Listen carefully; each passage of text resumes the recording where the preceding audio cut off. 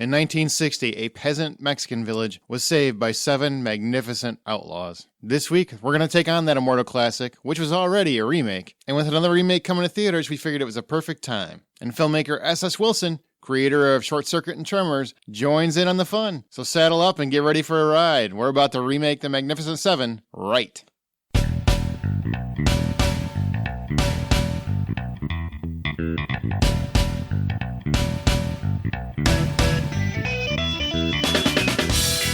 Hello, my fellow cinematic architects, and welcome to Remake This Movie Right. We are a member of the Hollywood Outsider Network. You can listen to episodes of Remake This Movie Right on iTunes, where reviews are appreciated, your podcast app of choice, or just visit the website at RemakeThisMovieRight.com.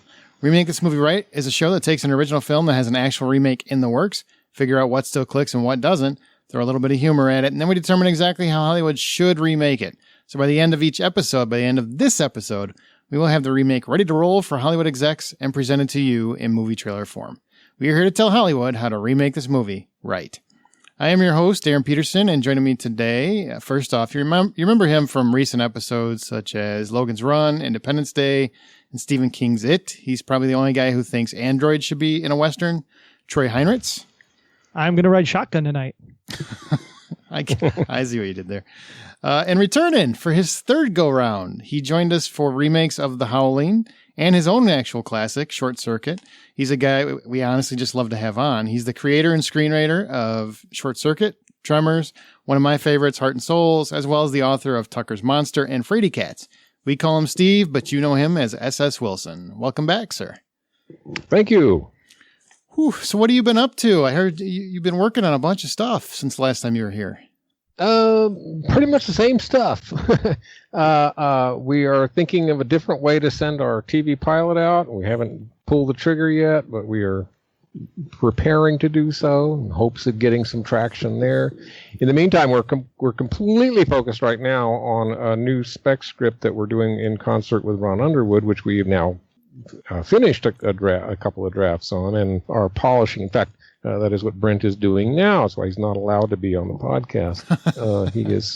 He is supposedly, I haven't heard from him in days, but he's supposedly doing a big polish, doing his thing, character and everything, on our strange idea, our sci-fi idea with no special effects, not any. Can you talk about what the movie is at all, or is it too early? Well, I'm hesitant to because it is such a strange idea. I'm fearful of it getting out there in any way. I mean, I'm not usually that way, but it is, we think, quite unusual. We cannot think of anything like it, not that we are the encyclopedic geeks that we used to be. I'm going to have to keep it under wraps, especially until I see this next draft of Brent's, which I'll probably have to freak out. Because what you're saying, Steve, is that there might actually be a unique idea coming out of Hollywood. What? Well, not out of Hollywood. You know, we're hardly in that club anymore. But yeah, that's our hope, and Ron's hope. Ron would like to. He works constantly in television, as I think I said last time I was here. But but he would love to do a feature if it's the right thing, and he would love to do it low budget. Because none of us, we all come out of low budget. None of us have any fear of doing a low budget movie. So he is interested in seeing if we can get some traction in that world.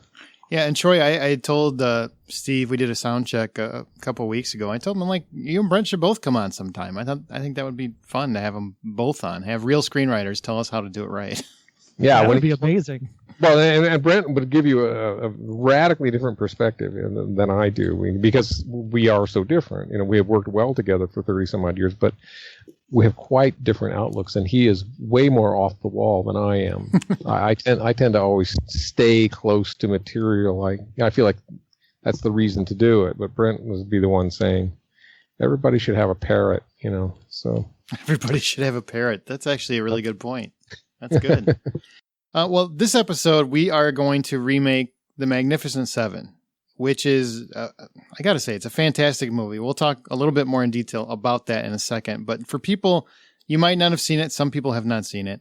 The original film was actually a remake of the Japanese film Seven Samurai. Released in 1960, John Sturges' film starred Yul Brynner, Steve McQueen, James Coburn, Charles, however you do it, Charlie Bronson, and plenty more, and centered around a small Mexican village that was tormented by outlaws. So in turn, they hire 7 other outlaws to help save their town. It also featured an iconic score by Elmer Bernstein, which was just something of, I think it's still one of the greatest scores of all time from the way I perceive it. So I guess agreed. Now I want to go to Steve first on this. Not that your opinion doesn't matter, Troy. It matters. I don't have one.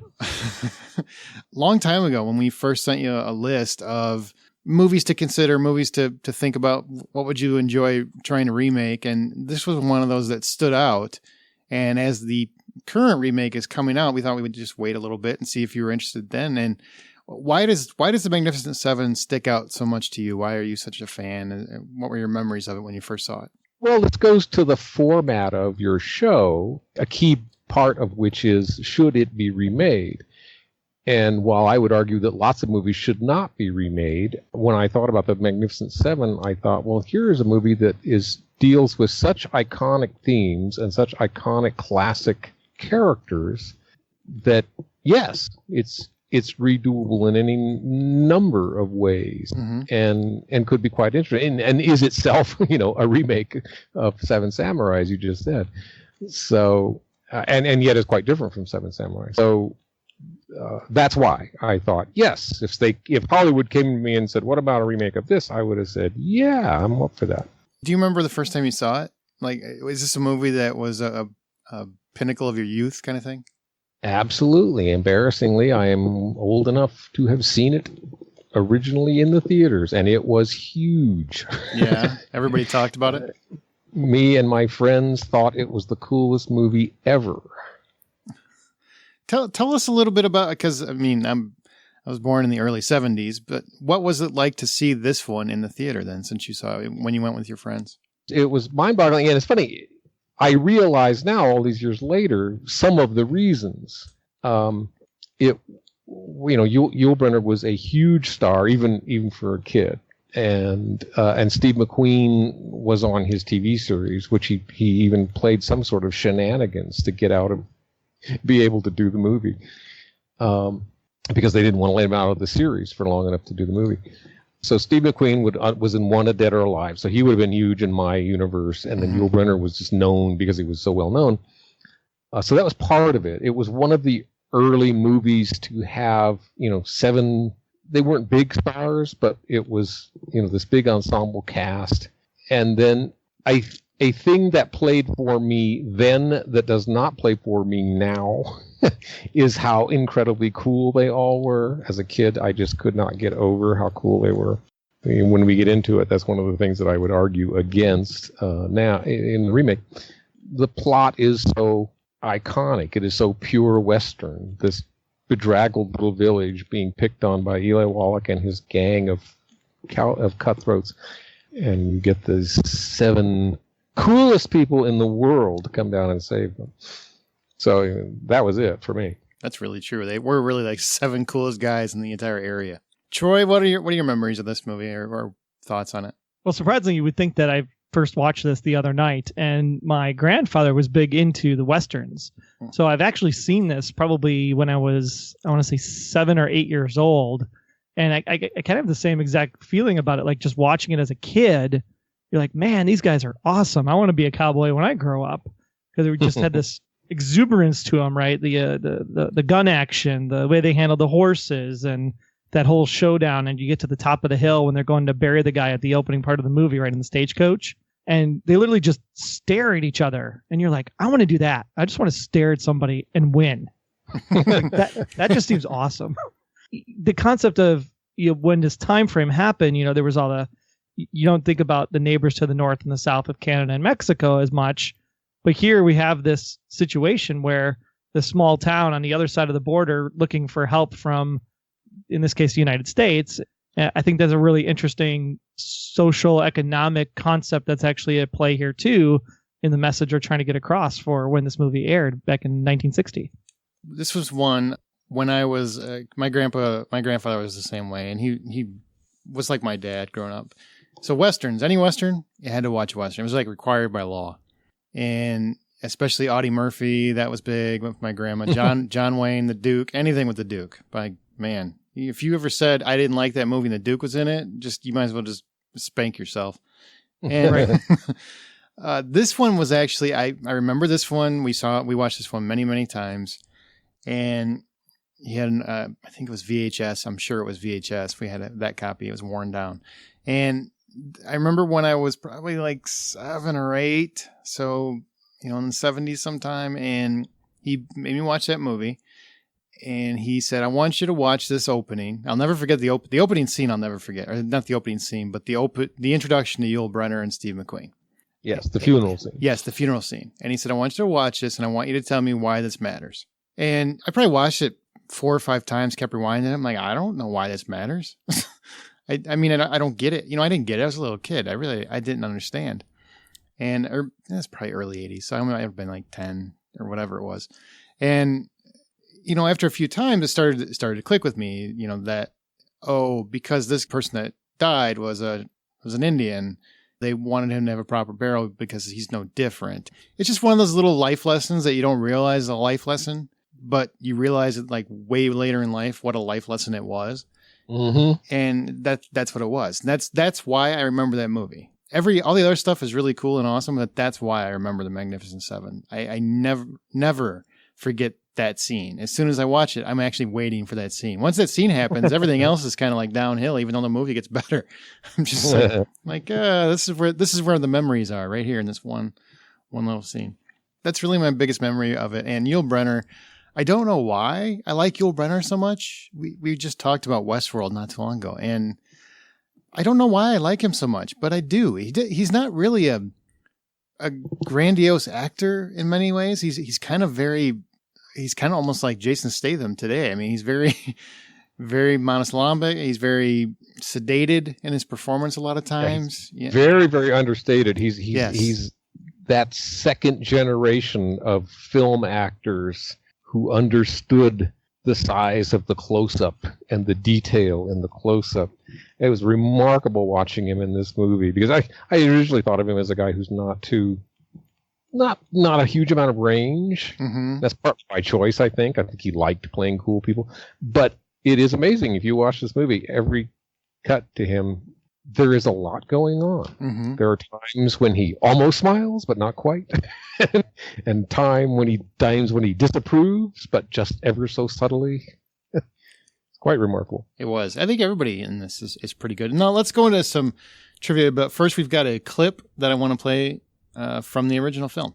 Come on, Henry, let's get on this. No, wait a minute. This man has to be buried. And soon. He's not turning into any nosegay. No, I know. I would if I could, but there's an element in town that objects.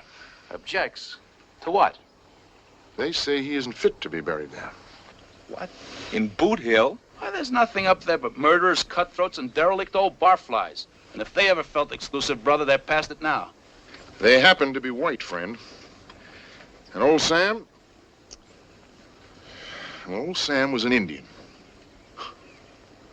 Well, I'll be damned. I never knew you had to be anything but a corpse to get into Boot Hill. How long's this been going on? Since the town got civilized. Oh, it's not my doing, boys. I don't like it. No, sir. I've always treated every man the same, just as another future customer. Well, in that case, get that hearse rolling. I can't. My driver's quit. He's prejudiced too, huh? Well, when it comes to chance of getting his head blown off, he's downright bigoted. Well, get somebody else. There isn't anybody else who'll drive it. So here. Oh, hell. If that's all that's holding things up, I'll drive the rig.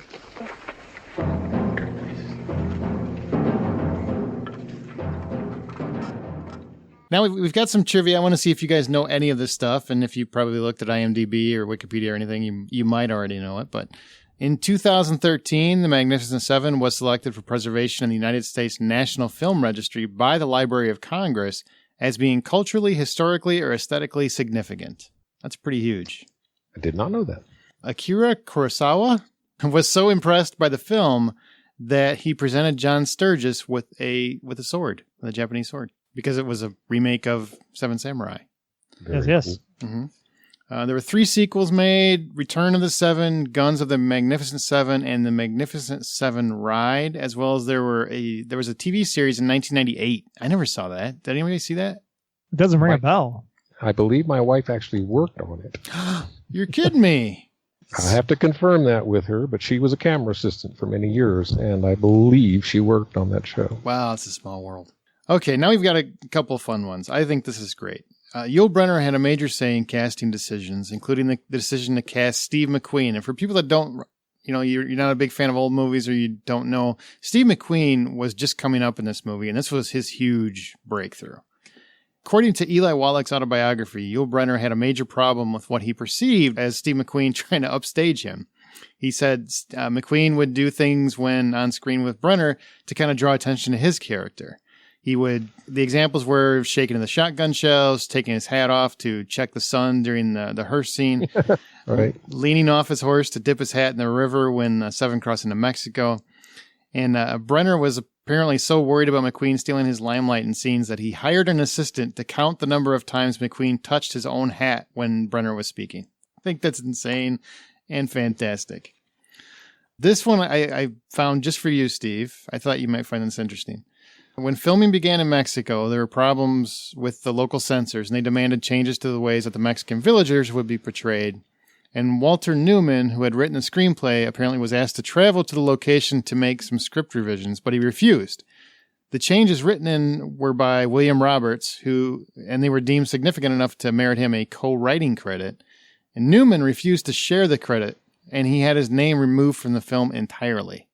I was astonished. I just learned this in studying all the extras on the DVD that I happened to get. I was just astonished. I was astonished that a writer was invited to go work on the set and didn't go.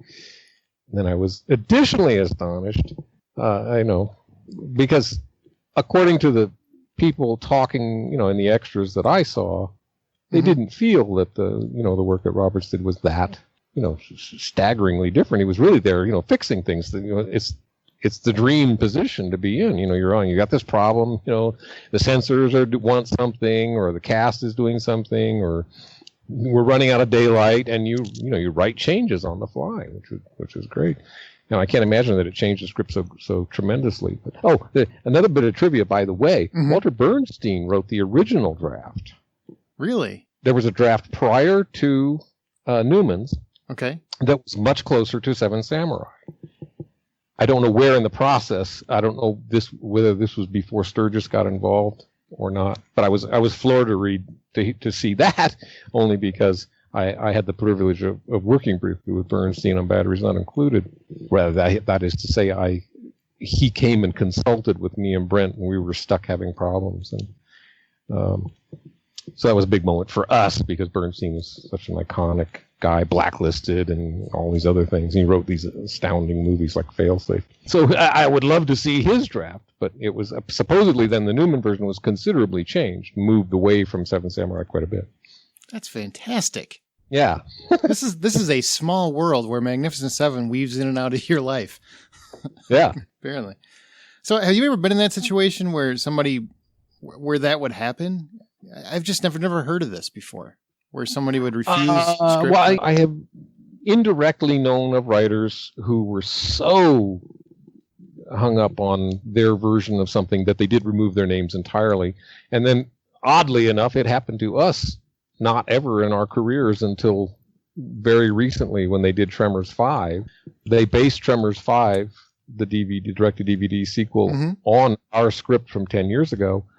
But it was so drastically changed and in our opinion, so horribly dumbed down that we did use our pseudonyms, but we decided not to just take ourselves. It was an option offered to us. They said, well, you can just take your names off the movie entirely. And we thought, well, I don't want to do that.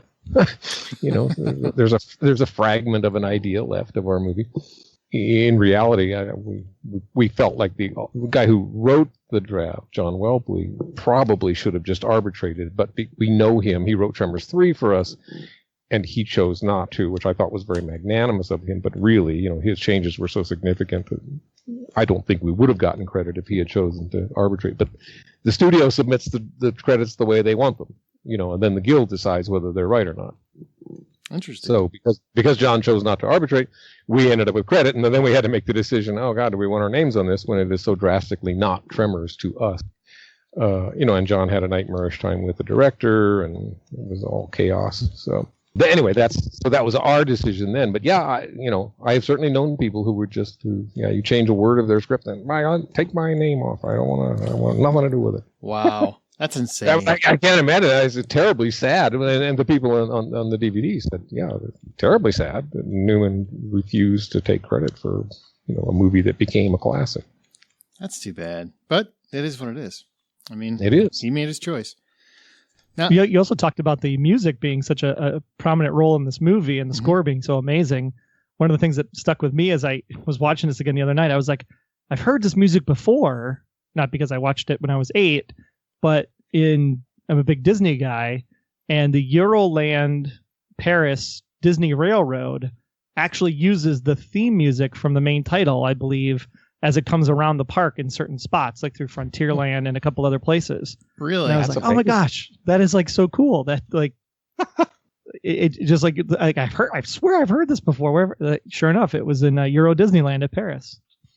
Wow. That's funny. I think they used the theme in Marlboro commercials too for a long time or something like that. I believe that's right. I remember being dismayed as a kid when I discovered that. I felt like they were... I want to say somebody had sold out. Yeah. It was the opening theme too for someone's concert tour. What? The Boss? I want to say Bruce Springsteen. I could see that. I could see that. Or like 2010, 2012, somewhere around there. They used it when the E Street Band came out. It was like the opening to the whole concert. For heaven's sakes. Man, it's iconic. It's iconic. Oh, it is. The score is instantly recognizable. Yeah. Oh, yeah. You talked about Steve McQueen and Wanted Dead or Alive. Now, this is what I found out. I'm assuming this is true. I saw it in 2 different sources, but he wanted to act in the movie so bad, but he couldn't because of the TV schedule. They wouldn't allow it. But he crashed his car, and while he was out sick, he shot this movie. I heard an even more detailed version from his wife on the DVD that I had. Okay. Which was that he faked the crash. Really? Wow. That's what she said. That's fantastic. Yeah. Good for him. That's why he's great. Now let's talk a little bit about the original. We talked about what we liked about it. We talked about some trivia. And one thing, composer John Williams, he was actually a member of that orchestra that recorded that score. He played the piano. So whenever you hear that score, he played the piano. Did not know that. That is very cool. God. Yeah, so many things came from this movie. Okay, so the original. So what makes the movie so notable? Troy, for you, when you watched it, when you rewatched it, what makes it stand out for you? Oh, instantaneously, it was the score. Like those opening credits, the classic, main title screen. Everybody's names get up there before the movie ever even starts. Mm-hmm. Just sitting there and watching those go by, and having that full main title just blaring on your stereo.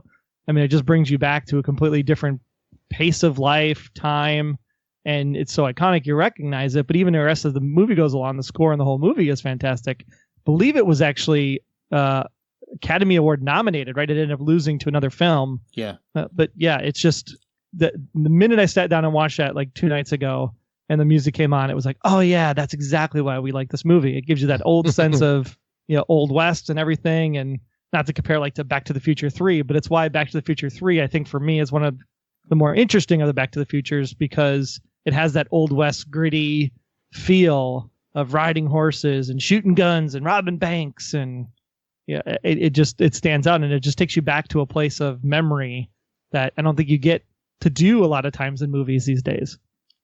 Wow, except for the Back to the Future 3 is the best one or whatever you were saying there. That's really cool. I'd say it was the best. I just said I enjoy it because it feels like that. It gives you that Old West feel.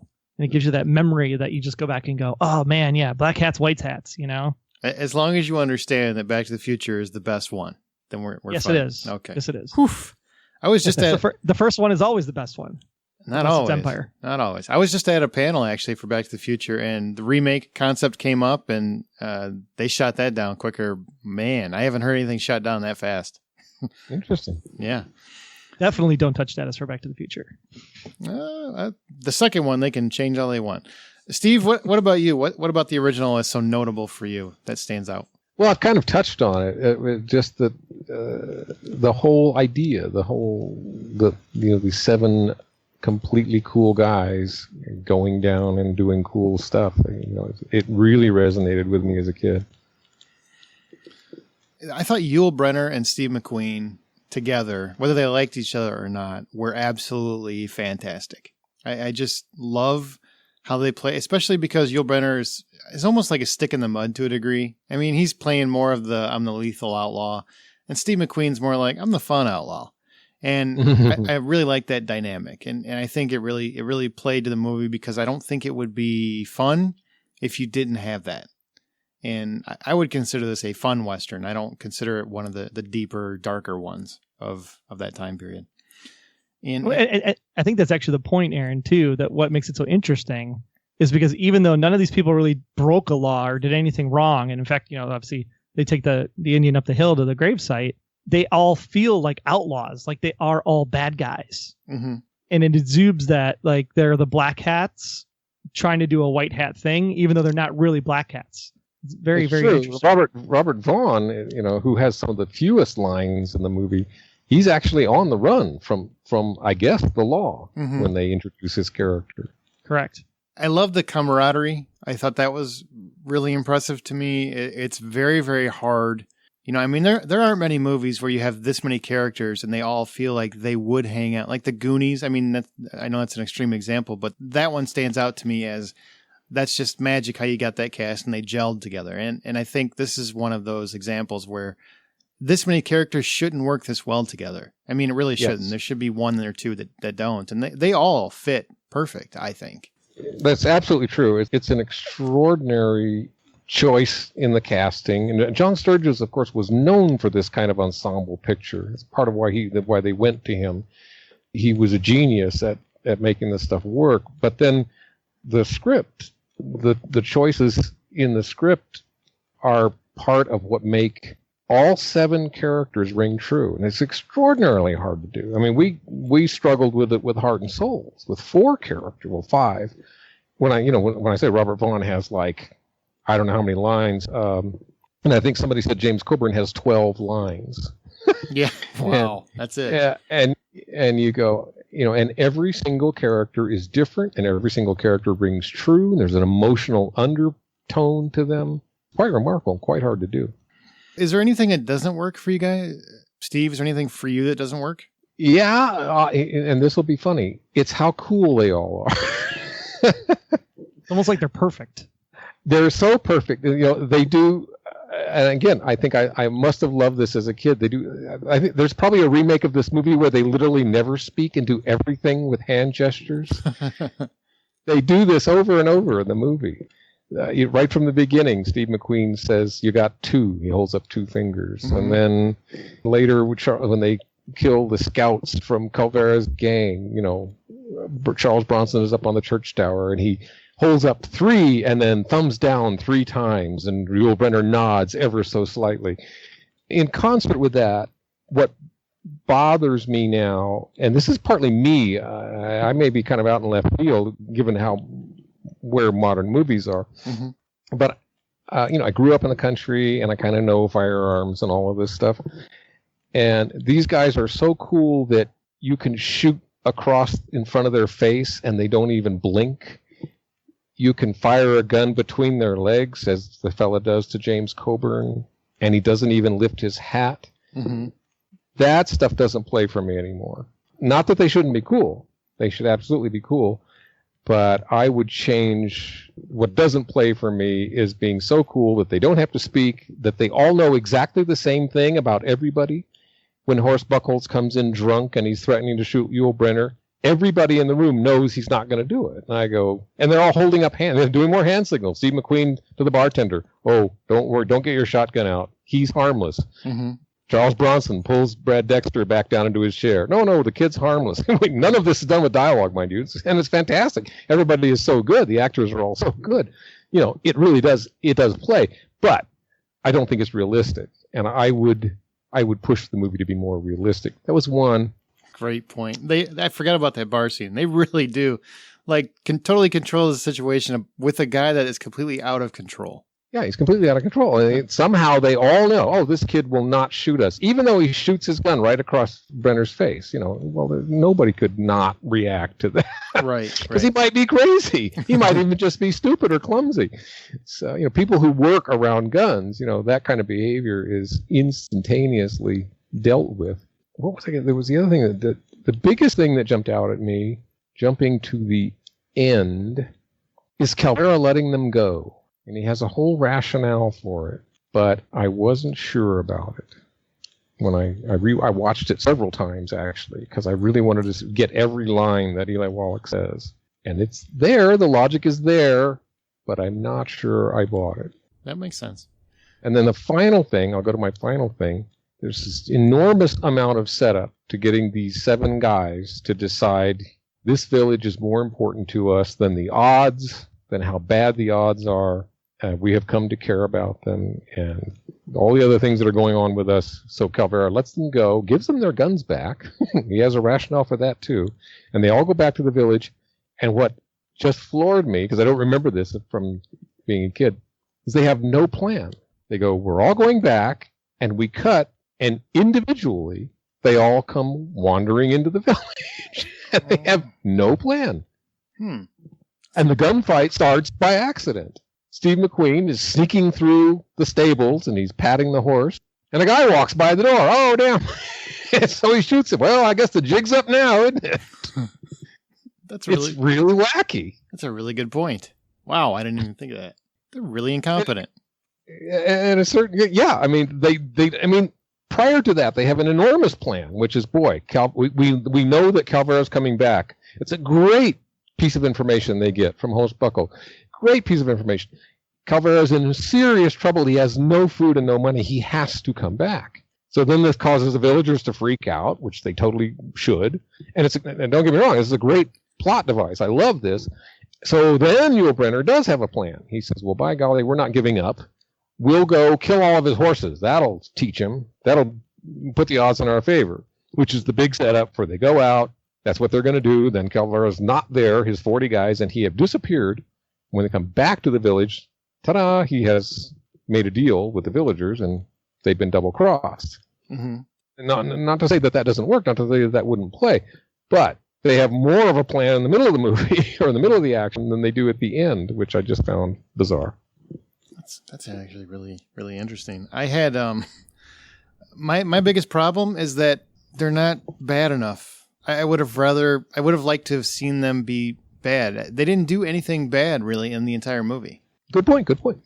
It was almost to the point where it bothered me. Now maybe they weren't really trying to find absolute villains, but they were painted as these are bad guys, and they've got, they're either on the run or they're nefarious gunslingers, whatever they are.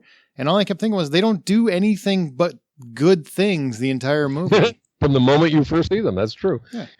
And even Charles Bronson seems to be the most effective of the group. They list the various battles that he has single-handedly won and for which he got paid great sums of money. Mm-hmm. But none of those, they all still sound like good deeds, to make your point. Yeah. You took care of that problem up in Tucson, those 30 guys, and they paid me $800 for that one. But yes, you don't get the sense of he murdered 30 people. No, not at all. And it's like, well, they try to paint it like they'll take jobs for money, but they have this code or something, but they each take $20 for 6 weeks worth of work, which is nothing. I mean, Charles Bronson, whatever he got paid, his hundreds of dollars is nothing. Hundreds of dollars, yeah. That was one of the things, even though I love this movie, it did bug me. I'm just like, that doesn't make any sense. I mean, they're not really bad guys. So why even allude to the fact that they're just really good at what they do, but they're not bad guys, so to speak. It's interesting. It's a good point. Yeah, they could be more Dirty Dozen-ish. Mm-hmm. Yeah, very much. That's exactly what my issue with the movie was be like I said before, they seem like they should be black hats, but for some reason they come across as the white hats. And I almost wanted them to all be black hats initially, and then the redemption story is part of the movie, right? They all become white hats, leaving behind their crimes or whatever it is, because they have this realization that there is something better to do than just rob stagecoaches and banks and take people's stuff or whatever. It just seems like there's no moral to the story at all. Yeah, good point. All right, well that brings us to Aaron wasn't really going to ask me what my opinion was because he knows what my opinion is. Yeah, it was 20 minutes too long, right? It's always 20 minutes too long. It's always 20 minutes too long. The movie? Yeah, it could have been shortened up just a little bit. When we get to the remake, I mean, I had to sit with watching the times on my DVD because I knew the movie started slow. I remembered that, and I knew that it was was very classic old style character stuff, and I'm a big fan of doing that. We had huge battles with Universal about how long we took to introduce the characters in Tremors. They hated it, and they made us cut some of it. And yet, I was floored. They spend 10 full minutes just introducing Calvera before we get to the funeral. 10 minutes of him being mean to the people in the village. It is an hour and 10 minutes in the movie when Calvera rides into the village again. There's less than an hour left of the movie. That's a really good point. Exactly why I keep saying it's 20 minutes too long. Calvera could have literally he could have gone around and slapped in the face every villager in that first 10 minutes. That's how much time he was on screen. It is 45 minutes before they ride into the village for the first time. As the Magnificent Seven. Wow. Yes, that's true. That's insane. Yeah, it's insane. I mean, you couldn't do it. I mean, there are things about it that I love, and there's iconic stuff. The James Coburn throwing the knife scene, even though I don't think it's realistic, even though I'd probably cut it. There's these great moments that you go, well, yeah, but what about that great moment? What about the great funeral and everything? But you would have to figure out how to do it faster. Okay, so is it in Don't Touch status? Is it? We know it's dated, but is it in Don't Touch status? Is it a movie that should never be remade, or is it ripe for a remake? Even though they already did one, and we know what Hollywood thinks. We know why Hollywood remade it. Marketing walked in and said, do you realize that 86% of the audience knows the title of Magnificent Seven? And the studio executive said, done. But does it have to be a Western? So that's why they made the decision. Yes, as I'm jabbering away, I'll jump in. I believe it absolutely can be remade because it is about such fundamentally iconic stuff. That's why. There are movies like Back to the Future that are kind of their own thing. They exist in their own universe, and I think they're much harder to remake. But this is a movie that, like Seven Samurai, you go, well, yeah, it's a cool idea. The kind of strange, the bad guys get, for various reasons, each for his own reasons, get pulled into helping these people and then are drawn to those people. I mean, all of that stuff can be rethought and replayed, I think. What about you, Troy? I absolutely think it could be remade. It probably has been a couple times already if you think about it throughout the years and the culture and the history.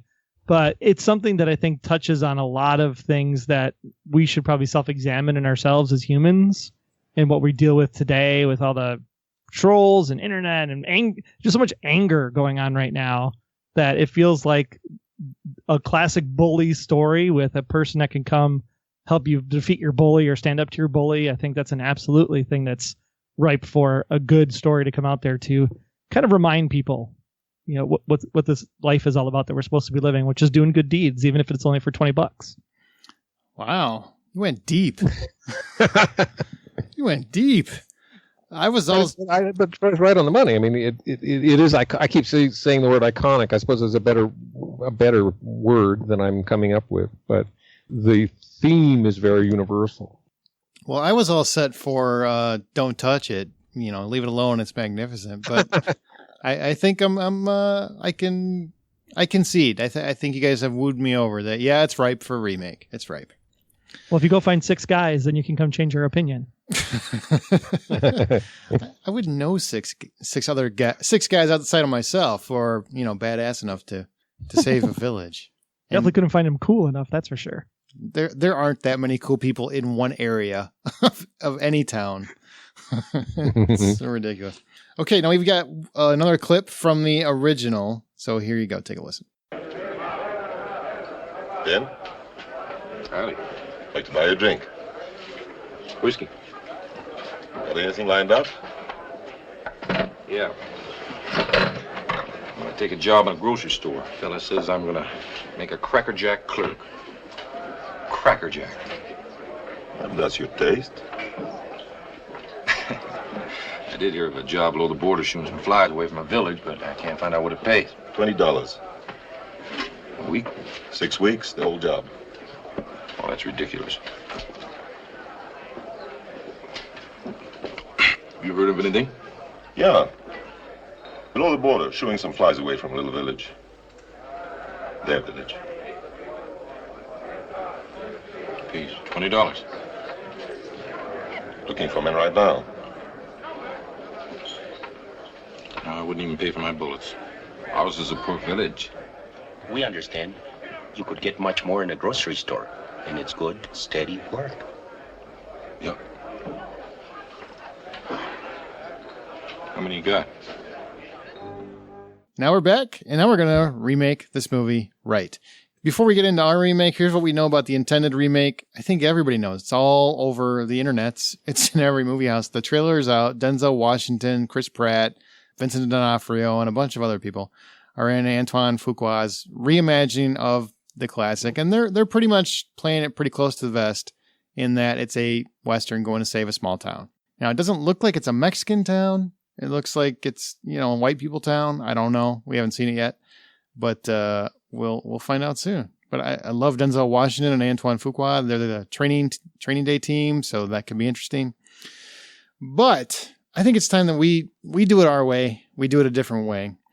So as fans, we're going to talk about what we think and what we think will be the best way to remake this movie and how Hollywood should remake it. Also, all selections are settled by a best of 3 vote. Each host basically votes on the idea as we go along. So we're trying to make one cohesive movie, and every host gets one cut. So if you don't like an idea and the other guys agree on it, and you're like, no, my idea is better, want to put your foot down, yell cut, your idea stands. Okay, everybody understand the rules of remake this movie, right? Yes. Ready. All right, Steve, you are El Screenwriter.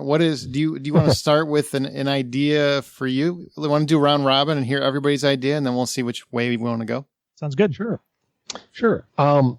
Like I say, I would change the tone. Mm-hmm. I would vote to have the gunplay more realistic. I would not have people shooting guns out of people's hands, which is next to impossible. Absolutely. And I would sadly cut the knife gunfight that introduces James Coburn, that kind of thing, just because, again, it's virtually impossible. Even though it's certainly high on the nostalgic meter. Mm-hmm. My biggest thought, I would like them to have more of a plan going as the movie evolves. When the first plan doesn't work, when making trouble for the bad guy doesn't make him go away, I would like to have more of a plan, and I would try to rethink the climax so that they are driven away or they escape rather than he lets them go. It's interesting what he says. He says, maybe you have friends up north who will make trouble for me. Mm-hmm. And then he says, I want you, he says in secret to you, he whispers to Yul Brynner, I want you to show these people that I'm the boss. I don't care what you do when you leave. I'll give you your guns back even. Just leave now, sort of with your tail between your legs. And that's his logic. And, of course, Eli Wallach can sell anything. So you believe it as he's saying it. Mm-hmm. But I don't know that I didn't think it was very dramatic. I thought it was just weird. Just leave and we'll give you your guns back. And they go, yeah, I think I'll go back. So I would really think that's what the biggest change for me would be in the climax. And then going further, I'm not exactly sure how much I should wander around here, but as much as you want. I wouldn't change the characters. They all just work great for me. I would embellish James Coburn's character a bit because he's the one I least understand. He says he's not going to do it off screen, mind you. Mm-hmm. And then he shows up in the bar and says he is going to do it. And Yul Brynner has just explained, well, you just can't tell with that guy. He takes jobs based on his own rules. And we never, to my knowledge, at least I watched it several times, we don't know why James Coburn did it. He's the least, but everybody else just rings incredibly true. Horst Buchholz, the ex-farmer trying to be a gunman is great. Brad Dexter, who thinks that there has to be something else going on. Somebody must have some gold hidden somewhere. It's a wonderful character. And Yul Brynner, you don't really know what Yul Brynner is going on with Yul Brynner till the very end. He's the most hidden character until Steve McQueen confronts him and says, you broke rule number 1. You started to care about your job, the people who hired you. And Brynner, in some incredibly subtle way, with a vague move of his head, agrees. The next big question I have is, should it be a Mexican village? And I even have, these are just ideas that I'm throwing out there. At the time, by the way, Mexico was mad, even though they had a censor on the set. They were mad about Veracruz and how how Mexicans were depicted in Veracruz, which is why the censor wound up on the set of Magnificent Seven, and made a number of demands that they absolutely just felt that they had to do. One of the funniest being that all the Mexican clothes are really clean. All those people dressed in white. If you don't notice it because it just plays, but they were really they were bothered at the time because the property people had dirtied up all the clothes the way they were supposed to. And I forget who was talking, Horse Buckles or somebody on the DVD is saying, we were all filthy. And then the censor said, this is terrible. You can't have this. And nobody can be in dirty clothes. The Mexicans cannot be in dirty clothes. Everything is spotless and their outfits are glaringly white. And anyway, I'm ranging away. So it doesn't have to be a Mexican village, There's a funny version of this where you remake it in Japan, I thought there's even a possibility of updating it. Mm-hmm. I'm not sure that even I believe this, but I was thinking, what do you do that's different? What do you? So one idea was, where would you have the problem in the modern day? And I thought, well, in any number of countries in Africa, you could easily have a village being harassed by a Boko Haram kind of group, or a militant group. It doesn't even have to be, it doesn't have to be a radical Muslim group. It could just be, there's endless armies, and militias running around Africa all the time. And I thought maybe that would be interesting, present day Africa. There is also outer space, which I'm sure they discussed in Hollywood when they did it. And I don't know that that's a good idea. Mm-hmm. But anyway, that would, without having analyzed it in depth, that would be my possible biggest change would be the climax and the locale. Maybe finding another locale. And the locale could be in the American West, too. I mean, mm-hmm. Like you say, I'm pretty sure the remake, because unfortunately I've seen the trailer. I did not want to, but I saw it by accident when I was in the theater. And I didn't want to because I was going to make predictions about what I think it will do, and they were right. But now they don't make any. Now it doesn't matter. I think I'm done. Okay, so change the climax, and possibly even try to make it present day. You kind of do what they did with Seven Samurai. Take the basic idea, but really change it. Really make it different. All right, Troy, what's your idea? So what if we really did remake it different? So I was thinking that we haven't done anything really out of the box in a while on Remake This Movie Right. And so much like you, I was like, what kind of different location could this take place in? And then I got to thinking like, well, what other species could maybe this take place in? And maybe we do our first animated film on Remake This Movie Right. So I was thinking that maybe it's like insects, and there's like warring insect colonies. Somehow they're like, gathering insects and eating insects, and the eating insects obviously come take the food from the gathering insects, right? And then the gathering insects need to go find some other larger insect or something that could actually ward off the eating insects. And when they actually get there and get their troop put together of their Magnificent Seven, it turns out that the Magnificent Seven really aren't all that magnificent. And that's really the switch, because then when they come and actually spend time in the village and they get to know everybody, it's really the bonding that makes everybody more magnificent to be able to take on the other set of insects. And then in the end, they end up beating the Calvera character as the giant leading insect or whatever. And then eventually everybody lives happily ever after, and the Magnificent Seven rode off into the sunset, and maybe even one of the eating insects joins in with the Magnificent Seven because he realizes how cool they are. I think this sounds familiar. Has this already been remade? I think it might be A Bug's Life. It might be. It might be A Bug's Life. Holy crap, it is Bug's Life. You moron. What's your real idea? That was a long setup for that joke, Steve. All right. So, seriously, we're like sitting here talking to my wife, and I was like just kind of replaying the movie in my head, and so I like talking it out loud with her. She's like, well, what's that movie about? And I was like, well, it's kind of like this and like that. And like, did you see Bug's Life? It's kind of like that movie. That's funny. So what's your real Bug's idea? Life wasn't really original idea. Well, the people who made Magnificent Seven insist that it was ripped off many times, but it was. I mean, it was. It sort of can't help it. I mean, because of what Troy said earlier about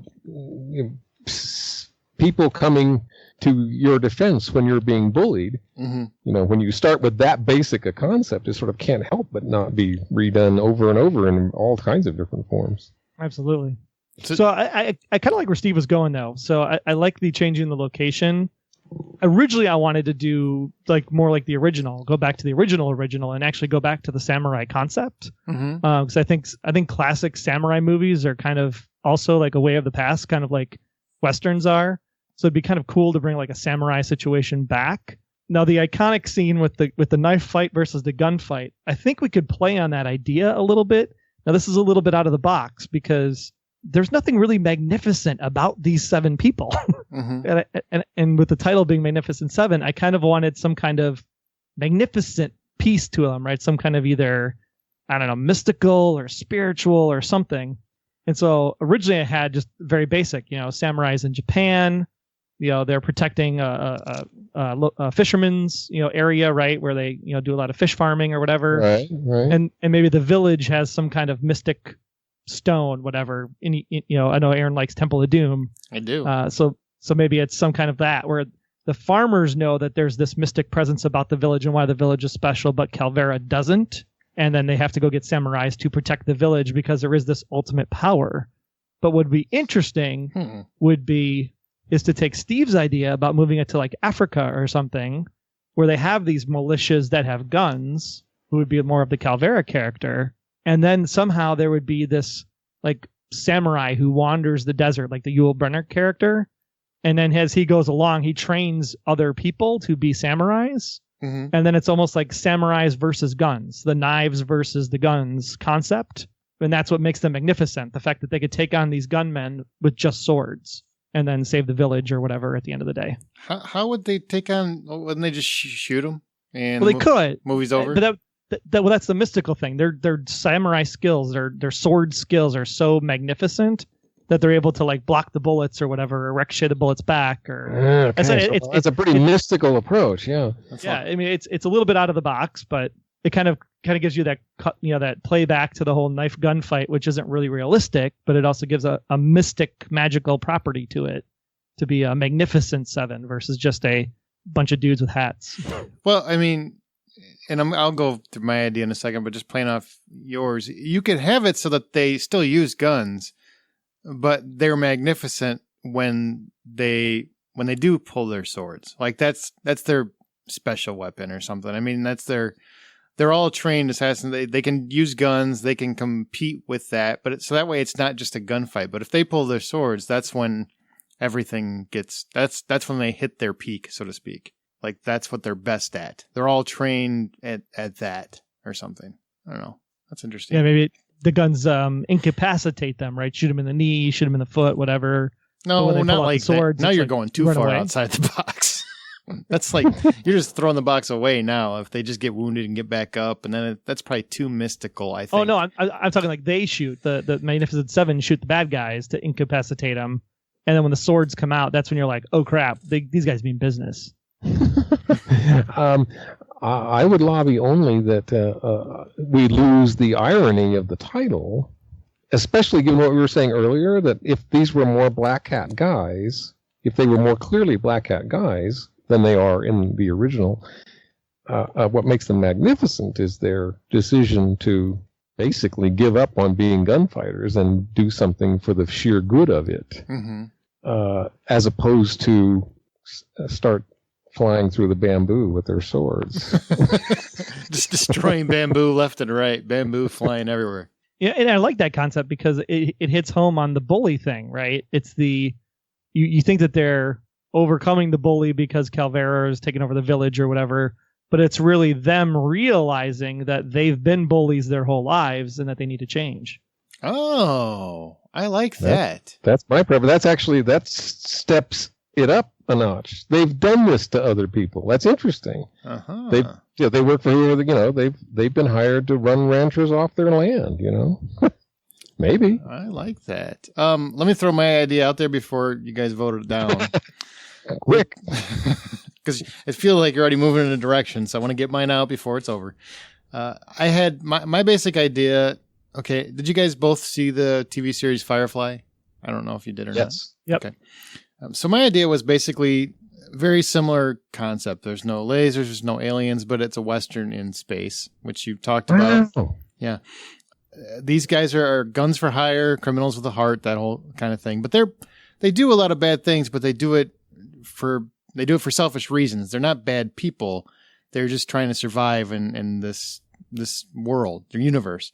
So my idea is kind of like to take these two ideas and mesh them together. So you have an industrialized universe where the major planets are like the metropolis, and the surrounding moons or smaller planets are basically the forgotten few, the very destitute, the poor, the small settlements, that kind of thing.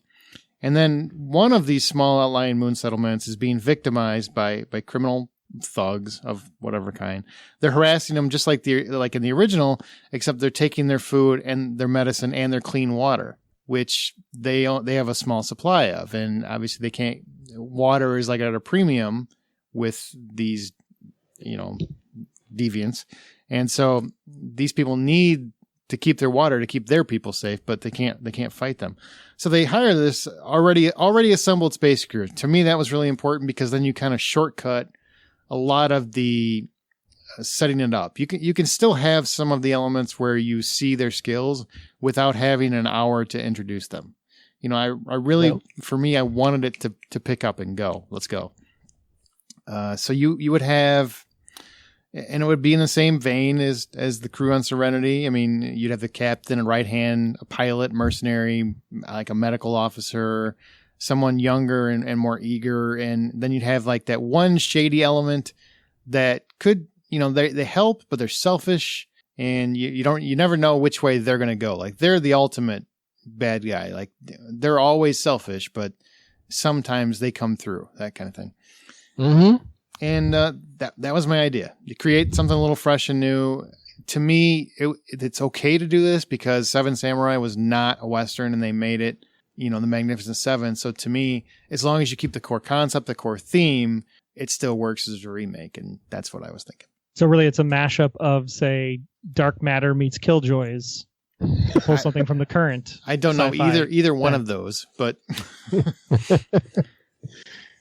Troy is always is permanently out of the box, I think. Yeah. I just want to go on record. I had no robots and no space in this one. Aaron went to space first. That's true. That's true. Well, boy, I can. I jokingly said outer space, even though I do believe that it were. What you just described. It's funny that you mentioned Firefly too, because that's very much the Firefly universe. I could totally get on board with that, and I agree absolutely that it is justified in the way Magnificent Seven itself came to be. There's no harm in taking the theme and moving it to another setting, a really different setting, and gaining the advantage then of being able to do a lot of other fun stuff. The weapons can be strange, and the setting can be strange, and not that it's not that necessarily all the way to the Star Wars universe where the villagers are all people with tentacle faces, but taking advantage of all that moving to another world would give you. Well, I guess we got to vote. How do you want to do it? Do you guys want to do Africa, or do you want to do space? I think those are really the two options. Well, why don't we combine the two? You said that African the planet, space? Well, no, not African space, but this planet that is in the outer reaches or whatever. You said it was like low on medical supplies and water. Mm-hmm. So who's to say it's not a desert planet? And typically in Africa, medical supplies are something that these, what do you call them, mercenaries come looking for when they raid these villages. So yeah, combine the two. It's a desert planet, and certain species that might resemble the ethnicity culture of the area, and call it a day. Well, you guys have to be okay with space. I can't, because it's my idea, so I can't vote for it. I vote for it. I think it's fine. I just want it on record that you're the one that picked space. Right. Yeah, there's some purists that'll probably be mad, but guess what? There's like 4 or 5 Western of these. I think that would be a cool idea, and I love Firefly. Honestly. Well, and we can't make it a Western again, right? Because there's already one coming out with Denzel. So it's like we have to do it a little bit different, otherwise we're just copying the existing remake that's out there. I like that. I like that you guys are on board with it. I actually really like the Africa idea too. So it's basically the planet/moon would just have an African environment. Yep. So you could have that mix of jungle, desert, a lot of that mixture. Well, it's not really a desert in a jungle, is it? Isn't Africa? Well, I guess you've got desert and jungle in Africa. Africa pretty much spans all of the longitudes and latitudes. That's true. Yeah. So it goes from the Sahara to the Congo. Any environment you can think of is probably right there. All right. Yes. So what other changes? Now the tone would be, these would be a little bit darker. So they're a little bit less happy-go-lucky or fun, and just always doing the right thing. Like we have to see them doing something wrong. Well, I think that's where your Firefly concept comes in, where this crew is maybe mercenaries themselves or salvage sluggers or something. Something about them is just not on the up and up. Mm-hmm. And then when they get this job, I think that's when they kind of do this realization of, oh, we can do the same kind of work, but in a different way. As long as the realization doesn't come up front. The thing that is clearest in the original, and it's interesting, is they all take the job because the West is changing and there's no money in their work, in their line of work. Yeah. So maybe that's the driving factor, is that they've done all this scavenging and salvaging in the inner quadrants or inner sector, and you really have to start to travel outward to see what new work they can get. Right. And the thing that's good about that is that they don't expect to get pulled into this village and care about it. And that's, in my mind, that's what makes them magnificent, is their realization and their decision. They really have to be clearly able to leave, which they are. Calvera just says, go on, right on, he says. Mm-hmm. But the big change in all of their characters is, we're going to go do this because it's the right thing. Maybe the only one. No, go ahead. No, I was just going to say maybe that maybe the reason that they take the job is because they'll make easy money, take the money, take some water from them, and then get out of there, and before they realize that they can't do it. That's interesting. They're intending maybe to pull a fast one. That's interesting. Yeah, that could be good. Yeah, well, or maybe they're both going at the same time. So maybe there's like our group, and maybe there's a second group, and they're both kind of competing for the same resource on the planet that has this village that's tied to it. And then as they're competing for the one thing, our guys end up befriending the village or whatever, and that's when they have the realization factor that, hey, maybe what we're doing is wrong. These are real people. We need to protect them and take care of them to fight off the second group that's come to the planet at the same time. Yeah. Oh, yeah, I could see that. Well, does that mean that they aren't hired by the villagers, that they they stumble into this situation? Because I really like the idea that they are hired, but they in fact go, boy, these people have a lot of water, and that's worth a fortune over here. So we'll come in, we'll tell them that we're going to take care of their problem, but really we're just going to unload their water. maybe they. Well, that's pretty dark, but no, maybe they catch them. The villagers actually stumble upon them while they think they just landed or something. They don't realize they've actually landed to rob them, as the other group has, and they actually try to hire them, and they take their money, and then they plan on just taking the water themselves and getting out of there, just like the other team is going to, until they see all the damage the other group have inflicted on them. So they decide to stay and help them after all, and do what they originally said, because they want to help somebody for once. They finally have their realization that we can't just keep doing this to people. So they've been the bullies the whole time too. There's a moment in the original, in this incredibly fair script, that you'll remember. They're all wolfing down food, and then Charles Bronson comes in and tells them the villages are eating crap.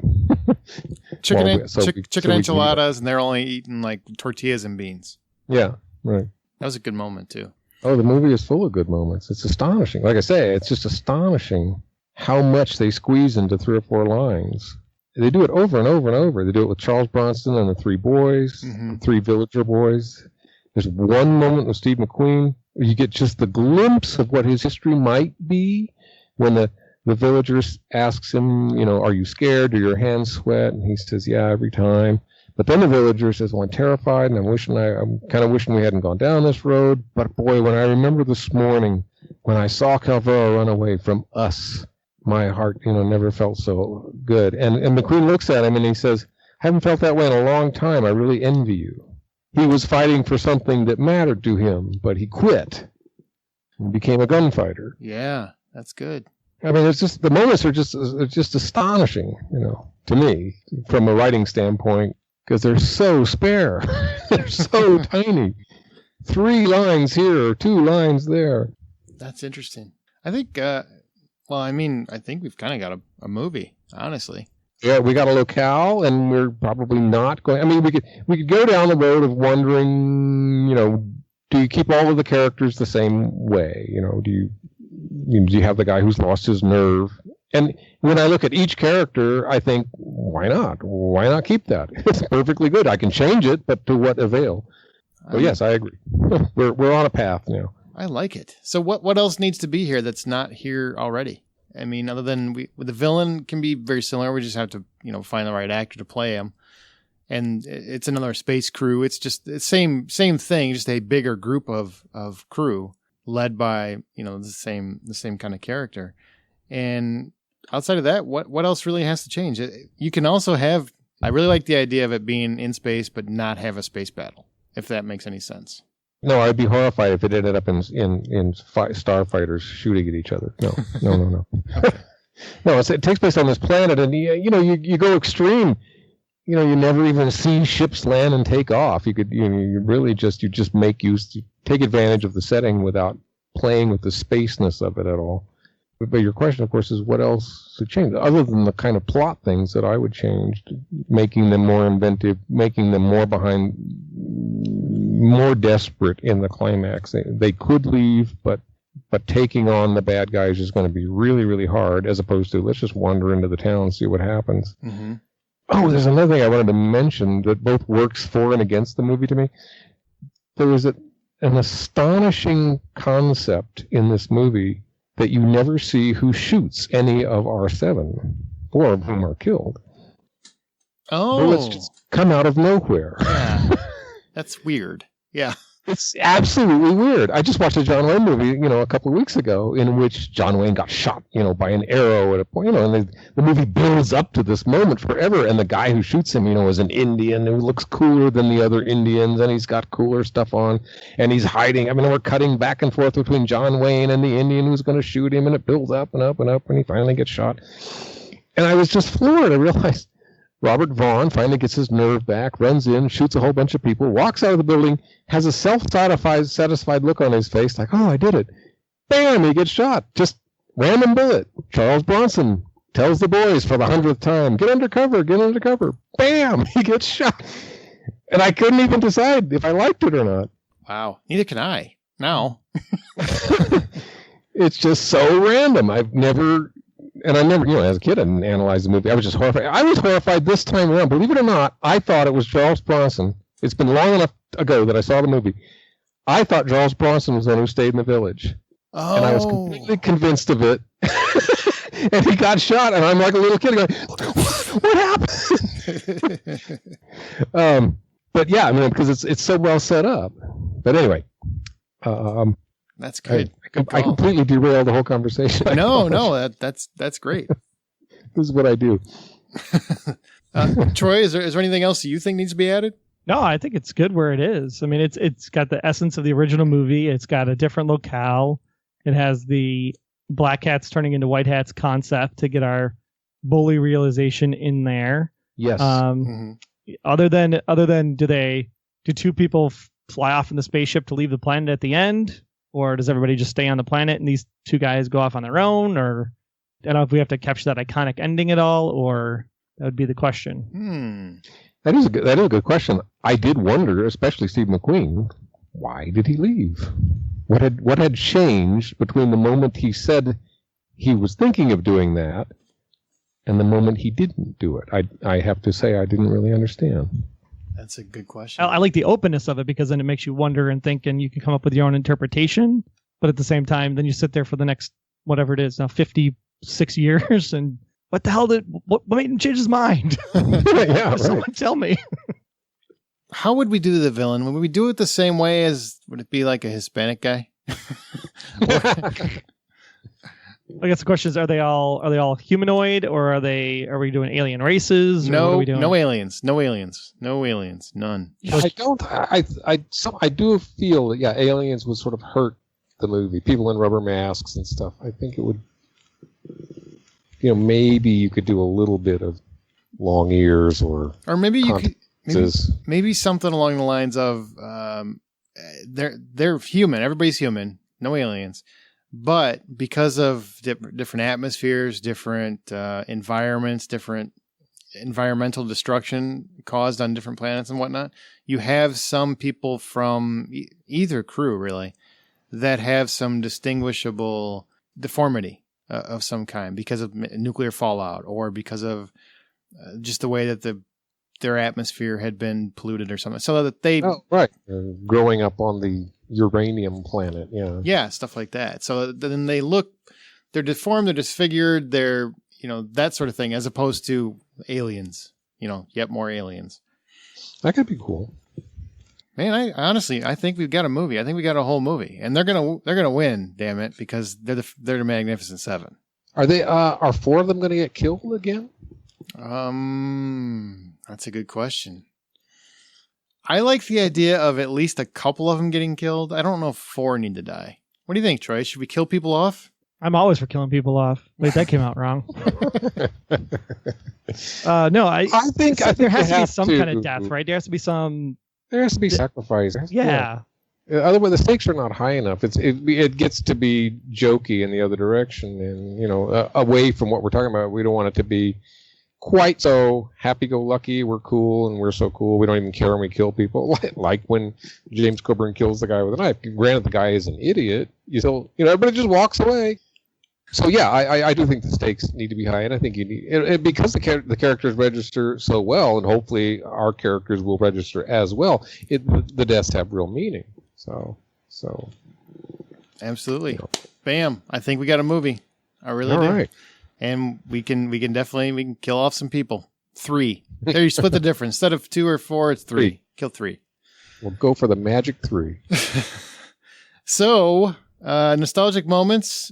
I do want to ask: a knife versus a gunfight is one that Troy and I both wanted in our movie, but it doesn't. But it doesn't have to be that same way. We could have a knife and a gunfight, and the knife fight loses. That's where one of the characters dies, where you have that iconic moment, and people that are fans of the original would think that the person that is throwing the knife is going to survive because of the original movie, and that person dies because they're not faster than them. That's interesting. It's funny because he never uses his knife again until he gets shot. Right, of course. He goes, "Oh, I forgot to use my knife. Yep. Let me get it out quick." Oops. That's interesting, yeah. Or he's stuck and then the knife is all he has left. Well, you could go the very heroic way too, as the knife is all he has left, and he takes out 20 people as they bear down on him. It just becomes like a boomerang of knives, and he just throws it once, and it ends up going around the room. The other nostalgic moment has to be a clapping test. That whole clapping test. I forgot. Oh, yeah. I was having trouble coming up with nostalgic moments. That's a good one. Oh, Troy, what was your other one? You made the joke at the beginning. Oh, yeah. I had the thing about the shotgun. I'm going to write shotgun. I thought that was kind of funny because it did. I swear. Obviously it came from like 1920s and stagecoaches and all of that. But the first time why is it called shotgun? Like, it dawned on me when I rewatched this movie. I was like, oh, that's why it's called shotgun. So for me, it was a nostalgic moment because I was like, oh, that's good. But I like that. All right. Any idea for, I guess who should direct the movie? Anybody have any ideas or preferences? I do have a director. Well, let's hear it. I was thinking of, was it Book of Life's Jorge Gutierrez? The animated director? Sure. He's Mexican. Well, Mexico City born director, yeah. Isn't the movie the bug remake now? Book of Life. Isn't that the cartoon though? Might be. But there's rumor that he is actually going to be producing, or is in the talks to do, a kung fu space western. Weird. So that's why kind of came up to the top of my head when we were like space western. I was like, oh, who's doing that thing? And I remembered Jorge Gutierrez. Okay. Hey, darn. Anybody you can think of? Well, Steve? curiously enough, before our conversation, I thought of Joss Whedon. Mm-hmm. For me, it's all about tone. For me, it's all about a grasp of reality, which I don't feel a lot of filmmakers have anymore. And this is my thing. Okay, I may be out of touch in a way. I mean, we have so many, goofy movies and comic book movies now, and a whole, a third generation of filmmakers who did not grow up doing other things. I don't know if I've been on this soapbox before on the show or not, but the original filmmakers, the John Fords and people like that, they had done a lot of other stuff before they became filmmakers. They knew about how life really works and how things really work, the physical world. And they didn't put goofy things in the movies that you see so much now. But I like Joss Whedon's approach to things. Clint Eastwood is also on my list because he is, in my opinion, he's a master of very real stuff. Look at Unforgiven. I'm looking at people with a track record here. And the other person that popped up in my mind was Catherine Bigelow, a lady who does hard action movies. I would honestly, I can never go wrong with Joss Whedon, especially with the Firefly connection. I mean, it seems like gold. Honestly, It does seem like the guy. Yeah. Yeah. My issue with Josh is that is it too close? Do people think it's like a ripoff? Yes, that might be bad, but or it's marketing gold because people are like, I want Firefly back. Yeah, really. Yeah, it's a version of Firefly. There you go. And who's the cast? Well, we got Nathan Fillion. We've got no, just kidding. Okay, so Joss Whedon. So anybody have any ideas for who they would want to cast? I'm gonna use my cut on the director. I really like the Catherine Bigelow concept. I just can't get behind Josh. I think it's too close to home. You're gonna use your cut on Catherine Bigelow, huh?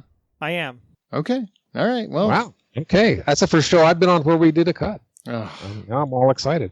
And I'm angry. Is what I am. But as long as Troy's happy. Well, Steve said Catherine too, so it is a 2-1. So it works both ways. Yeah, I suppose. All right, fine. Catherine Bigelow it is, and his cut is gone. So is there anybody that you guys can think of that you want cast? Anyone? I had a whole bunch, but I had my whole movie cast, so I don't really know if if that's gonna. Let's go with your actors and see if they stick with our story. Okay. For the captain, I wanted somebody a little bit grizzled, but I wanted somebody who could also play charming and who also had acting chops to really stick with the transition to go from he's kind of bad to doing the right thing, and that was Matt Damon was my pick. Ooh, Matt Damon for everything. Don't. No, I don't. The pilot, I had a pilot on the ship, and that was Stephen Yin from Walking Dead. He's the Asian guy. Yeah. Yep. Yeah. I had the right hand. I went with for diversity. I went with Blake Lively. And I know that doesn't sound great at first, but I saw her movie The Shallows, and good. She plays a woman who is basically trying to live against a shark attack, and she's a real badass in that movie, and she really impressed me where she hadn't before. I really kind of saw a different side of her. The mercenary, I had a mercenary character. I wanted Jason Momoa, the big badass he's on Game of Thrones. He's going to be Aquaman. Big, huge dude, and he's just scary to look at. And then I had a young actor named Jay Hernandez as a medical officer. He played El Diablo in the Suicide Squad movie. He was in Bad Moms. He's just really charming and dangerous kind of actor. I had Haley Steinfeld as the kind of like the young, eager wannabe gunslinger. She's an adult now, but she was the young girl from True Grit. If you remember that remake not too long ago with Jeff Bridges. Yeah. Jeff Bridges, yeah. Yeah, and she's grown. She's 20 years old now. I think she's really... I loved her performance in True Grit, and to me it would be like seeing that performance kind of realized. And then I had the selfish guy, the guy you don't know if he's shady or good or what he is. The guy that's always working for his own self-interest, and that was Tom Hiddleston. He played Loki in Avengers. Yeah. Yep. That's who I had. So my only change would be make Matt Damon the bad guy because he's always the good guy. I want to see him be the bad guy. Alvera, he might love that. Oh, so I can get behind that. Absolutely, that's really cool. Who would you make be the captain? Who would take his place then, Troy? You got to fill the spot. Ben Affleck, of course. That's just. I think that would take you out of the movie more than it would put you in it. It absolutely would. Yeah. Sorry, I had somebody in mind. I'm trying to remember what his name was now, because I had him in a completely different role mindset. So that's why I'm trying to remember his name now. Do you have anybody, Steve? It'll come to me. I went with older guys for most of the people. And I'm thinking actors, because I do think that they need to be awfully good to make their 12 lines work. Exactly. I was thinking Robert Downey in a different kind of a role. Oddly enough, I was thinking Denzel Washington without realizing he's already taken. I mean, I was a couple 3 weeks ago before I saw the trailer. You know what? He belongs in every movie, really, if you think about it. Yes, you can totally see him. I assume he's the Chris role. I couldn't tell from the trailer, but yes, he is. Yeah, you go to the old Brynner role, and yes, you can't go wrong. I thought of Christian Bale because of his intensity, and Jeff Bridges for if you wanted to go with an older. One of the guys is really an older guy. What if we went with Viggo Mortensen? Yeah, but there you go too. Yeah, I mean, there really are a lot of people. I didn't come up. It's funny. You guys immediately proposed women. I thought I was going to be out in left field proposing women, but I obviously not. That's one thing I was thinking about. Calvera, wouldn't it be, or even the heroine of the captain of the ship or whatever?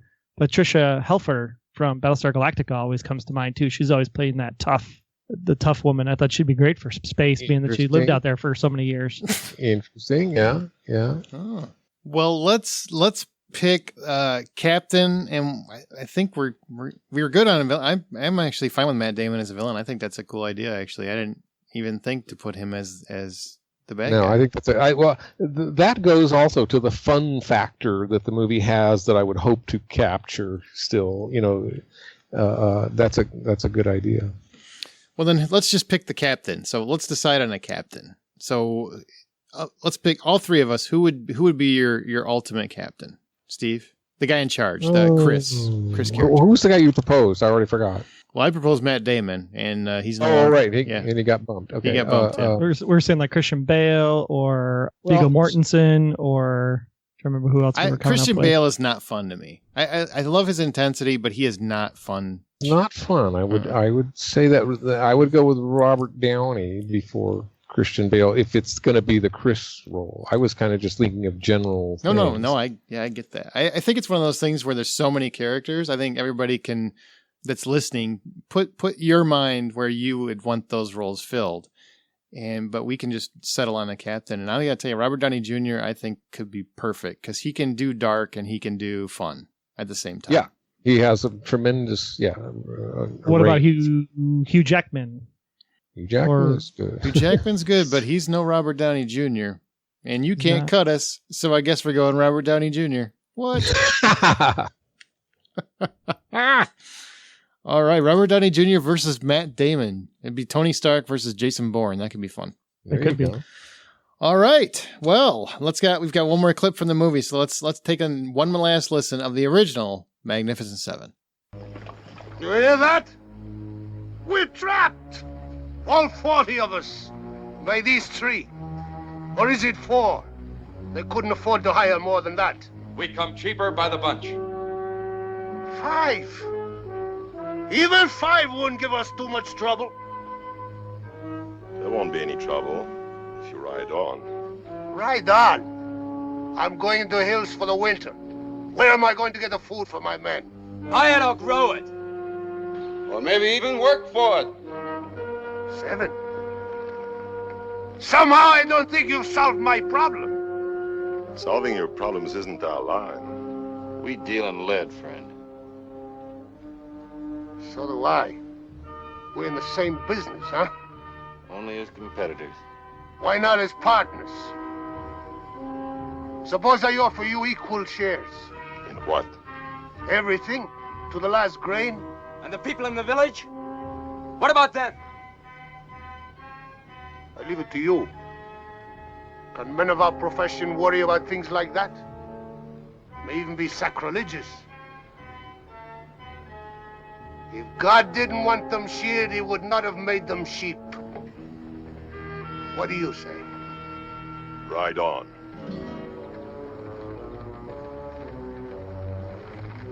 You hear that, Sotero? You hear what he said? Ride on. To me. All right. That is it for the original film. It is time to actually hear all of that we just talked about in a wonderful parody trailer. Troy, why don't you introduce Wayne Henderson? Yes, this is the Remake This Movie Right Productions version of The Magnificent Seven in Space. Brought to you by the one magnificent Wayne Henderson from MediaVoiceovers.com. If you need a media voiceover project, just go to MediaVoiceovers.com to contact Wayne. With that, enjoy this audio masterpiece. In the distant future, our universe has infinitely expanded. Planets have become the beacons of civilization, while those residing on the recesses of space have adapted to fending for themselves. Food, and especially water, have grown to be prime commodities for all that traverse the galaxy. Planning on stripping yet another settlement of its resources, 7 people are forced to make a choice. Continue on their selfish journey, or dig their spurs in the ground and stand up for those who can't. Find out next summer when Robert Downey Jr. and Matt Damon go head-to-head with an all-star cast in Kathryn Bigelow's reimagining of an iconic classic. These aren't your average outlaws. These are the Magnificent Seven.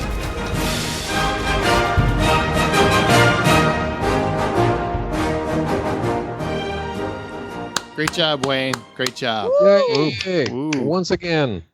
He nails it every time.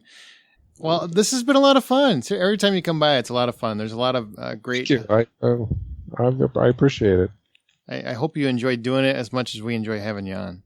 Oh, I did. This one I really got into. The Howling I felt a little bit out in left field. I didn't think I was coming up with anything, but this why I picked it. I appreciate the opportunity to pick one and really studied. I studied the heck out of it, and watched it over and over, and I listened to all this stuff, and researched it. Is there anything else that you thought is worth mentioning? Just another thing that in my mind was left out of the movie. I literally missed it the first time I watched it. You know, there's a big moment. They scare Kavara off, and they have a big party, which lasts about 15 seconds. And then the snipers begin shooting at the village. And everybody runs out and squares off, you know, and they can't see them. They can't see them. Where are they? Where are they? And then they have 3 of the big character moments are during that scene with Horst Buckles, with Steve McQueen, and with Charles Bronson. While they're sitting hiding in cover, they have these incredible conversations that reveal much about their characters. And then we cut, and it's night, and Yul Brynner throws a bunch of gun belts on the table, and I missed it. So you got them all, yeah. I won't try that again. Wow, what? We missed an entire scene where they track down snipers and kill them all? But it's not in the movie. That's a really good point. It's strange. The movie is, you know, I swear, every time you really analyze a classic, you find it is more strange than you thought it was. Absolutely, every time. I think that's part of what makes them classics, is that they actually are outside the box. We just rewatched Logan's Run. We did an episode for Logan's Run, and I hadn't seen it since I was a kid. And it is, I mean, it doesn't hold up at all. Like, it's very, very dated. Yes, I watched it. The feature, you mean? Yes, the feature. Yeah. Yes, it's very strange. It is, but there's so many brilliant ideas in it. I mean, it's hard to watch it and not appreciate everything they were doing, while also thinking, man, this movie sucks in a way, but it's awesome in another way. You know, it's like... Yeah. Well, yeah. So anyway, yeah, that's the experience that's always... You always have, I think. Absolutely. Well, where can people find you and your wares? Yep. Oh, well, the usual suspects. The books are for sale at Amazon, and hopefully another one will be coming out someday. And emails through the StampedeEntertainment.com website. And I still answer questions about Tremors all the time on the website. Send them to the website, and I answer them personally. I almost always get to them. There's occasionally one that I cannot answer and that no one else can answer. I can't remember. There was one recently. Somebody asked something like, what song is playing in the background in some scene, I think in the series, and son of a gun, nobody knew. Really? Some stuff I can track it down. I'll track down the set designers or the prop people, and sometimes I can find it. People want to know the most arcane, weird details now. Isn't there a whole book on that now that they can pick up? Yeah. Well, it's funny because that's Jonathan Melville's book, wonderful book, Seeking Perfection. Mm-hmm. Because Jonathan tried to cover all Tremors, the series, the sequels, and the original movie, he interviewed, I believe, 60 people.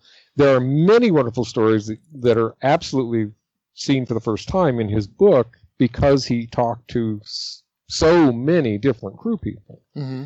That being said, Tremors 2 only gets a few pages, Tremors 3 only gets a few pages, Tremors 4 only gets a few pages. It all adds up to a book, but in a perfect world, he would have gone into as much depth on everything but he couldn't. And he sort of saw his opportunity, I think, to get this out there and to capitalize on whatever fame that Tremors has. But yeah, but there's a wealth of never before seen information in his book, stuff that I didn't know. I mean, literally stuff that happened on the set on days that I wasn't there and stuff like that. Oh, that's pretty cool. And eventually, maybe there's a TV series, and hopefully they'll call you back and say, come get involved because we're doing it wrong. Well, so far, they've said they do not want to talk to us. Well, they'll change their mind when they realize they're doing it wrong. The Kevin Bacon Kevin Bacon is developing a series with Blumhouse, right? Tremor series, but don't want to talk to us. They're wrong. That's right. That's right. What we think. You're wrong, Kevin Bacon. Well, let's not end on a downer note. It's great fun. Absolutely. I'm always amazed at what you guys come up with. I still am excited about your solution to the beginning of Short Circuit, and I hope that gets to be done somehow. They should make that movie. We don't want just say thanks in the credits. It's really all we care about. We just love to see it get made. So would I. That would be great. That would be great. Is there anything else you want to say before we leave, or anything you want to mention or plug? I really want this pilot to happen for you, so call Netflix. Do it. Oh, yeah, thank you. Yeah, that is the plan. Oh, I forgot it was you I talked to about that. Yeah. I've been waiting to see it. It's the Sliders concept. I'm excited for it. Yeah, we like it a lot. We haven't gotten traction in mainstream, so we may just call Netflix and say, come on, guys.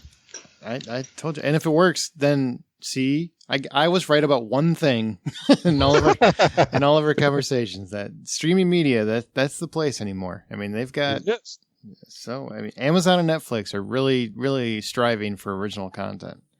Apparently all you got to do is take clips of old movies and string them together into a new movie, and you get Stranger Things on Netflix, and it's a hit. I think that show is such in your wheelhouse. I think they'll be striving for that kind of thing right now. I haven't watched it yet. I must do that. You got to hurry. They just announced season 2 today. It came up in another conversation. Actually, a conversation with some money people. We were talking to about another project, and they said, "By the way, you got to see Stranger Things." And I put it on a Post-it somewhere on my desk. It'll resurface. Mm-hmm. Yep, it will. You should definitely. It's only 8 episodes, so it's actually kind of short. Binge watch. Okay. Oh yeah, killed it in a weekend. Absolutely. Okay, well, I hope you're going to come back sometime. I really do. You're always welcome anytime. I'll do like I always do, is I'll send you an email in a little bit of time and see if you're interested, and I'll send a bunch of them. Yeah, let me know the next ones. Every time I say, oh, this is too much work, I shouldn't do this, but then I have fun. And so, yeah, let me know the ones you're considering or the ones Hollywood is considering. And absolutely. Maybe we'll do it again. Maybe we'll rope Brendan on one of these too. Hey, I'll leave that up to you. If you want to bring him on, let's bring him on. We can make it work, and I think that'd be a lot of fun. I think it'd be a lot of fun. I think it would be fun. Yeah. Yeah. So and I look forward to it. Seriously, I really do. Thank you. All right. Well, thanks for coming on. I'll let you go. Troy, you want to say anything? Yeah. Just thanks so much, Steve. Good to talk to you again, as always. Well, thank you guys. You're the engines that drive the show, so I enjoy being part of it. you make it entertaining because Troy's not. Definitely not. Androids, more androids. Oh, More Android. My Lord. Everything has to have an Android. Welcome to Westworld. All right. We're going to let you go, Steve. All right. Thanks so much for coming on again. Thank you so much. Thank you. Good night. All right. Take care. Okay. And Troy, where can people find you? You can hear me talking about the Blacklist. Season 4 is out and having a blast. So you want to check that out at theblacklistexposed.com. I do that with Aaron on the other side of the mic, of course. Mm-hmm. I also was on Aaron's Hollywood Outsider podcast around the September 7th mark talking about the fall TV season. So you should definitely check that out. Aaron and I are doing a podcast also for the HBO television series Westworld. And you can go ahead and find that at beyondwestworldpodcast.com. Going to have some fun because we have to talk about androids finally. Woohoo! Yep. And we're on the Twitter at Westworld Fans, so you can look that up too. And Remake This Movie Right. If you have a better idea or a better pitch, or you hated this film because you're such a purist that we destroyed your movie, email us what your ideas or your thoughts are to remakethismovieright@gmail.com. That's remakethismovieright@gmail.com. We're on the Twitter at Remake Right, and our website is remakethismovieright.com. Please share the show. It's really important. If you really enjoyed this, you want Steve to come back, if you want more people to listen, you got to share the show with your friends. Please tell them. Share it on Reddit or Facebook or Twitter or whatever you use. I don't know what the kids are using these days. Whatever the kids are using, use that. And also Hello, Snapchat, Rex. Yeah, those other ones that are out there. Exactly. My chat, Snap, and whatever it is. And Wayne Henderson, as always, thanks for everything you do. He's a part of every episode. MediaVoiceovers.com. He's a great voice actor, and he also does Packers Fan Podcast with Troy here. And he's just a great guy. So go hire him. That's what you do. Troy, you want to take us out? Remember, every movie will get a remake someday, but only you can make it better. See you guys. Aaron went to space. I can't believe he went to space.